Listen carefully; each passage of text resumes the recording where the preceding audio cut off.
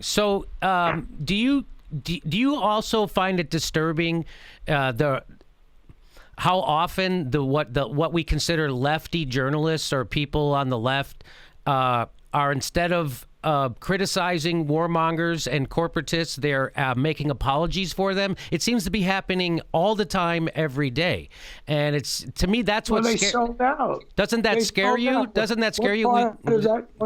Yeah.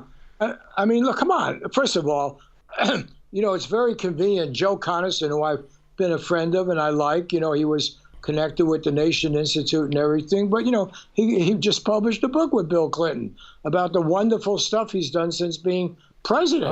And he's this guy that just went crazy saying, oh, anybody who dared criticize Hillary Clinton, wow, that's terrible. But he was doing a book with him. And forget about all the money the foundation collected, forget about all the favoritism, forget about Goldman Sachs setting up your son-in-law as a hedge fund operator.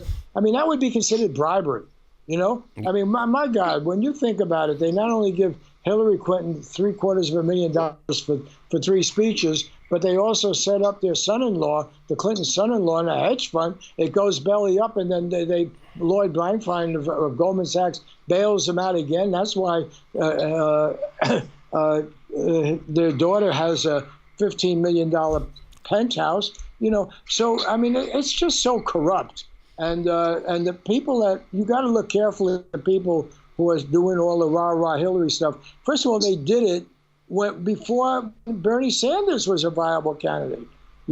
Yes. Joan Walsh, who's the Nation national correspondent, jumped up and down before the Iowa primary saying, I'm a Hillary Clinton fan no matter what, without reservation. So it doesn't matter what they say during the campaign. It doesn't matter what positions they take, without reservation. That was the position of, good folks in the feminist majority who I've liked all my life. I'm very disappointed by them. And it's certainly true of a lot of journalists out there. I think there's a big element of careerism, here.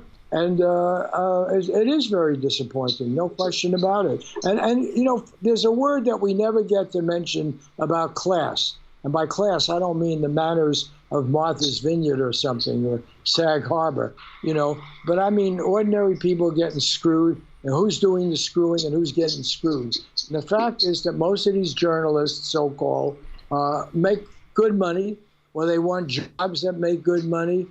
They're not hurting, But if you look at the Federal Reserve study of St. Louis, the most authoritative study we have on who paid for the housing meltdown, okay? And if you look at college-educated brown and black people lost 70% of their wealth, not their income, their wealth, okay? So all this crap about the Democrats loving brown and black people, the people who worked hard, got into college, graduated from college, black and brown college graduates, according to the Federal Reserve St. Louis, they lost 70% of their entire wealth, what they collected, because they were the target audience of this housing scam that was basically concocted by Democrats, okay? So, there's no accountability, and the media is not holding anybody accountable. If you want to read a rundown on it, get my Great American Stick-Up, and it's really lays out very much the responsibility of the Clintons in this, along with the Republican shysters.